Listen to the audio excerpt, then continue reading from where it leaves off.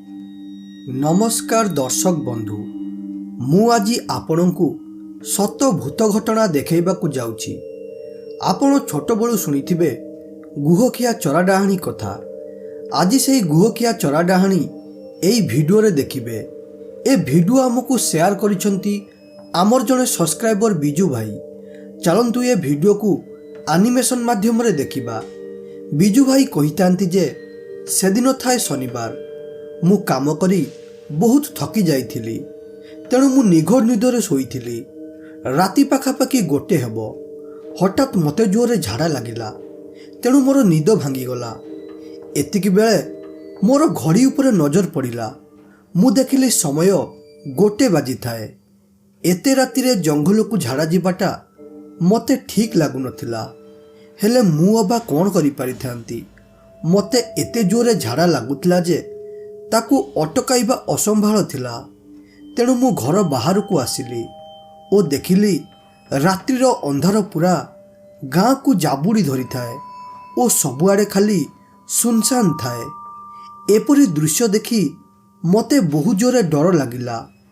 एतिकी बेले मो मनरे गोटिए उपाय जुटिला जे मु मोर सांग को डाकी नेबी, से मते छिड़ा हेबो ओ मु झाड़ा पिरिबी।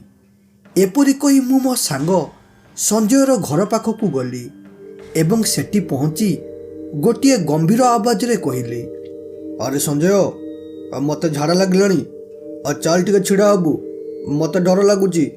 मु एतिकी कहिबा परे से किछि उत्तर देलानी। बोधे थका कारणरू सोई पड़िथिला। तेणु मु आउ थरे डाकिली, अरे संजय सोई पड़ुछु ना कोन बे, टिके उठिकी घर बाहर को आस, झाड़ा जीवा, मते जोरे झाड़ा लागिलानी। मु दुई थर डाकिबा परे संजयर निद भांगिला। तेणु से रागरे चिड़ीमिड़ी होई कहिला, हईरे संजय तते समय ज्ञान बोले किछि नाइ कि रे, मनीष को टिके शांतिर शोइबाकू देबुनी ना कोन। देख सांग मु कुआडे जीविनी, दयाकरी एठारु पळा। एकथारे मु आउ किछि भी न कही सेठारु पळाई आसिली ओ ता छड़ा एते जोरे मते झाड़ा लागुथिला जे असंभाळ होई पड़ुथिला। तेणु सेठारु आसी गोटिए गछ मूलरे झाड़ा बसी पड़िली। जंगलर सुलुसुलिया पवन रे झाड़ा पिरिबा मते बहुत आनंद देउथिला। मु शांति रे झाड़ा पिरुथिबा बेले एतिकी बेले मते हठात गोटिए अजीब प्रकार आवाज सुबिला, सते जेपरी किए किछि चाटी चाटी खाउथाए। जंगल रे हठात एपरी चाटिकी खाइबा आवाज सुनी मते आश्चर्य लागिबा सह मते बहुत जोरे डर लागुथाए। तेणु आवाज आसुथिबा जागा आड़कू मु टिकिए अनाई देली ओ देखिली गोटिए स्त्रीलोक उलग्न अवस्थारे हाथ तळुकू ओ मुंड उपरकू करी गुह खाउथाए एवं तार पाटिरू एक लंबा जीव बाहरी थाए। एसबु दृश्य अत्यंत भयावह ओ छातीथरा थिला। मु छोट बळु मो जेजेंक ठारू जेउ कथाकू कहानी भाबरे सुनिथिली, आज ताकू निज आखिरे प्रथम थर देखी मो शरीर पूरा सुन पड़ी जाई थाए। हेले निजकू जेमिति सेमिति संभाली सेठारू पळाई आसिबाकू चेष्टा कली, कारण जदि से डाहाणी मो गुह गंधरे मो पाखकू पळाई आसे ना ताहले मोर बंचिबाटा कष्टकर होई जिवो।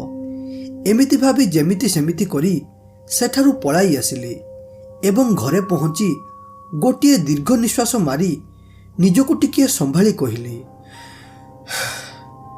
अरे बाप रे बाप, आज कौन जे मोर अवस्था होइथांता ताहा मु कल्पना करि पारुनी।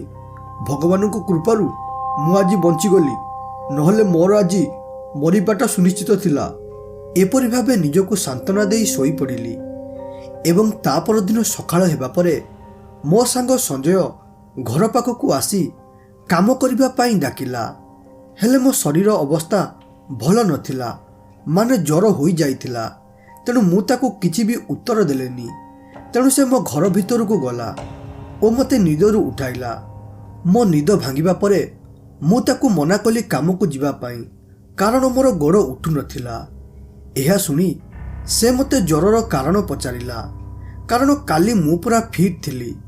हेले आज अचानक एपरी ज्वରରେ पड़िबा कथाटा ताकू हजम हेउ नथिला। संजयर प्रश्न रे मु उत्तर देबाकू जाई काली राति रे देखिथिबा ଚୋରା ଡାହାଣୀ ବିଷୟରେ ସବୁ କଥା ଗୋଟି ଗୋଟି କରି ସଞ୍ଜୟକୁ କହିଲି।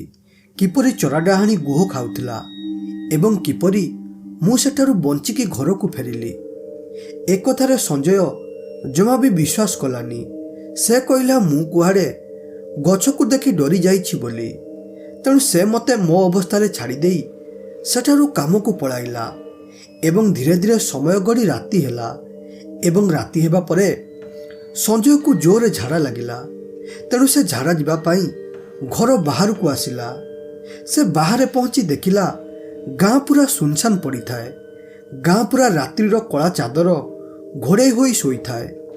ଏସବୁ ଦୃଶ୍ୟ ଦେଖି ତାକୁ ବହୁ ଜୋରେ ଡର ଲାଗିଲା ଏବଂ ଏତିକି ବେଳେ ତାର ମନେ ପଡ଼ିଗଲା ଚୋରା ଡାହାଣୀ କଥା। କିନ୍ତୁ ତାକୁ ଜୋରରେ ଝାଡ଼ା ଲାଗୁଥିବାରୁ ସେ ଚୋରା ଡାହାଣୀ କଥାକୁ ଖାତିର ନ କରି ସେଠାରୁ ଜଙ୍ଗଲ ଆଡ଼କୁ ଝାଡ଼ା ଚାଲିଲା ଓ ସେଠାରେ ପହଞ୍ଚିଛି କି ନାହିଁ ହଠାତ୍ ଗୋଟିଏ ଅଜୀବ ପ୍ରକାର ଆବାଜ ଆସିଲା। ଏ ଆବାଜ ଶୁଣି ସେ ଟିକେ ଡରିଗଲା ଏବଂ ଡର ଡର ସ୍ୱରରେ କହିଲା, ଆରେ ସତରେ କ'ଣ ସେ ଚୋରା ଡାହାଣୀ ବାହାରିଲା ନା କ'ଣ? ତେଣୁ ମୋତେ ଗୋଟିଏ ଜାଗାରେ ଲୁଚିକି ରହିବାକୁ ପଡ଼ିବ। ଏପରି କହି ସେ ଗୋଟିଏ ଜାଗାରେ ଲୁଚିଗଲା ଏବଂ ଏତିକି ବେଳେ ବଣ ଭିତରୁ ହଠାତ୍ ସେ ଗୁହଖିଆ ଚୋରା ଡାହାଣୀ ବାହାରିଲା ଓ ଗୁହ ଖାଇବାରେ ଲାଗିଲା। ଏହା ଦେଖି ସଞ୍ଜୟ ବହୁ ଜୋରେ ଡରିଗଲା ଏବଂ ମୋ କଥାକୁ ମନେ ପକାଇ ଧୀରେ ଧୀରେ ମନେ ମନେ କହିଲା, ଆରେ ମୋ ସାଙ୍ଗ ଠିକ୍ କହୁଥିଲା ଏଠାରେ ଚୋରା ଡାହାଣୀ ଅଛି ବୋଲି। ତେଣୁ ମୋତେ ଏ ବିଷୟରେ ଗାଁ ବାଲାଙ୍କୁ କହିବାକୁ ପଡ଼ିବ, ନହେଲେ ବହୁତ ବଡ଼ ଅନର୍ଥ ହୋଇଯିବ। ଏପରି କହି ସେ ସେଠାରୁ ପଳାଇ ଆସିଲା ଏବଂ ସକାଳ ହେବା ପରେ ସେ ମୋ ପାଖକୁ ଆସିଲା ଏବଂ ମୋତେ କ୍ଷମା ମାଗି କାଲି ରାତିରେ ଯାହା ବି କିଛି ଘଟିଥିଲା ସେସବୁ କଥା ଗୋଟି ଗୋଟି କରି କହିଲା ଏବଂ ଅନୁରୋଧ କଲା କି ଗାଁ ବାଲାଙ୍କ ପାଖରେ କହି ସେ ଡାହାଣୀକୁ ଗାଁରୁ ବିଦା କରିବା ବୋଲି। ଏପରି କଥା ହୋଇ ଦୁହେଁ ଗାଁ ପଞ୍ଚାୟତ ପାଖକୁ ଗଲୁ ଏବଂ ସେଠାରେ ପହଞ୍ଚିବା ପରେ ମୁଖିଆ ଆମକୁ ଅସୁବିଧାର ବିଷୟ ପଚାରିଲେ। ଏହା ଶୁଣିବା ମାତ୍ରେ ମୁଁ ସବୁ କଥା ଗୋଟି ଗୋଟି କରି ମୁଖିଆଙ୍କୁ କହିଲି। ମୋ କଥା ଶୁଣିବା ମାତ୍ରେ ମୁଖିଆ ପାଖରେ ଥିବା ଜଗୁଦାର ଆମ ଦୁଇ ଜଣଙ୍କ କଥାରେ ସହମତି ଦେଇ କହିଲା ସେ ମଧ୍ୟ ଗୁହଖିଆ ଡାହାଣୀକୁ ଦେଖିଥିଲା ବୋଲି। ହେଲେ ଗାଁ ଲୋକ ତା କଥା ବିଶ୍ୱାସ କରିବେନି ବୋଲି ସେ କାହାକୁ କିଛି କହୁନଥିଲା। ଏହା ଶୁଣିବା ପରେ ମୁଖିଆ କଥାକୁ ପୁରା ସିରିୟସ୍ ନେଲେ ଏବଂ ସେ ଚୋରା ଡାହାଣୀକୁ ବାହାର କରିବାର ଉପାୟ ମାଗିଲେ। ଏକଥାରେ ସେଠାରେ ଥିବା ଜଣେ ବୃଦ୍ଧ ଲୋକ ନିଜ ଅନୁଭବରୁ ଧୀରେ ଧୀରେ କହିଲେ କି ଏହା କୌଣସି ନୂଆ କଥା ନୁହଁ ଆମ ଗାଁ ପାଇଁ। ଏପରି ଘଟଣା ଆଜିଠୁ 60 ବର୍ଷ ତଳେ ଘଟିଥିଲା। ତେଣୁ ସେ ଡାହାଣୀକୁ ଗାଁରୁ ବାହାର କରିବାକୁ ହେଲେ ସର୍ବପ୍ରଥମେ ଆମକୁ ଜାଣିବାକୁ ପଡ଼ିବ କି କିଏ ସେ ସ୍ତ୍ରୀ ଲୋକ ଯିଏ ଚୋରା ଡାହାଣୀ ହେଉଛି। ଏକଥାରେ ମୁଖିଆ କହିଲେ କିଏ ସେ ସ୍ତ୍ରୀ ଲୋକ ଜାଣିବାକୁ ହେଲେ ଆମକୁ ଆଜି ରାତିରେ ଗାଁରେ ଲୁଚି ରହି ଦେଖିବାକୁ ପଡ଼ିବ। ମୁଖିଆଙ୍କ ଏକଥାରେ ଆମେ ସବୁ ରାଜି ହୋଇଗଲୁ ଏବଂ ଧୀରେ ଧୀରେ ରାତି ହୋଇଗଲା। ରାତି ହେବା ପରେ ପ୍ଲାନିଂ ଅନୁସାରେ ଗାଁ ଲୋକ ଜଗିକି ରହିଲେ ଏବଂ ଧୀରେ ଧୀରେ ସମୟ ଗଡ଼ି ରାତି 3ଟା ହୋଇଗଲା ଏବଂ ଏତିକି ବେଳେ ହଠାତ୍ ଗୋଟିଏ ସ୍ତ୍ରୀ ଲୋକ ଚାଲି ଚାଲି ଜଙ୍ଗଲ ଆଡ଼କୁ ଗଲା ଏବଂ ଏପାଖରେ କିଛି ଲୋକ ଜଙ୍ଗଲରେ ଲୁଚିକି ରହିଥିଲେ ଏବଂ ଦେଖିଲେ ଗାଁରୁ ଯାଉଥିବା ସ୍ତ୍ରୀ ଲୋକଟି ହଠାତ୍ ଚୋରା ଡାହାଣୀରେ ପରିଣତ ହୋଇଗଲା ଓ ଗୁହ ଖାଇବାରେ ଲାଗିଲା। ଏସବୁ ଦୃଶ୍ୟ ଦେଖି ମୁଁ ଜାଣିନେଲି ଏ ସ୍ତ୍ରୀ ଲୋକ ଶୁଭମ ଭାଇର ସ୍ତ୍ରୀ ବୋଲି। ତେଣୁ ଏ ବିଷୟରେ କାଲି ପଞ୍ଚାୟତରେ କହିବାକୁ ପଡ଼ିବ। ଏବଂ ତା ପରଦିନ ସକାଳ ହେବା ପରେ ପଞ୍ଚାୟତରେ ମିଟିଂ ବସିଲା ଓ ତାପରେ ମୁଁ ସବୁ କଥା ଗୋଟି ଗୋଟି କରି କହିଲି କି ଚୋରା ଡାହାଣୀ ଶୁଭମ ଭାଇର ସ୍ତ୍ରୀ ବୋଲି ଏବଂ ଶୁଭମ ଭାଇ ସ୍ତ୍ରୀ ଦେହରୁ ଚୋରା ଡାହାଣୀ କାଢ଼ିବା ପାଇଁ ମୁଁ ଗୋଟିଏ ଗୁଣିଆକୁ ଡାକି ଆଣିଛି। ଏବଂ ତାପରେ ମୁଖିଆ ଗୁଣିଆକୁ କହିଲେ ତା କାମ କରିବା ପାଇଁ ଓ ରାତି ହେବା ପରେ ଚୋରା ଡାହାଣୀ ହେଉଥିବା ସ୍ତ୍ରୀ ଲୋକଟି ଗାଁରୁ ଜଙ୍ଗଲ ଆଡ଼କୁ ଆସିଲା ଏବଂ ସେଠାରେ ଗୁହ ଦେଖି ତାର ରୂପ ପରିବର୍ତ୍ତନ କଲା। ଏତିକି ବେଳେ ଗୁଣିଆ ତାର ସାମ୍ନାକୁ ଆସି ନିଜର ଶକ୍ତି ମାଧ୍ୟମରେ ସେ ଡାହାଣୀକୁ କାଢ଼ି ସ୍ତ୍ରୀଲୋକକୁ ଠିକ୍ କରିଦେଲା।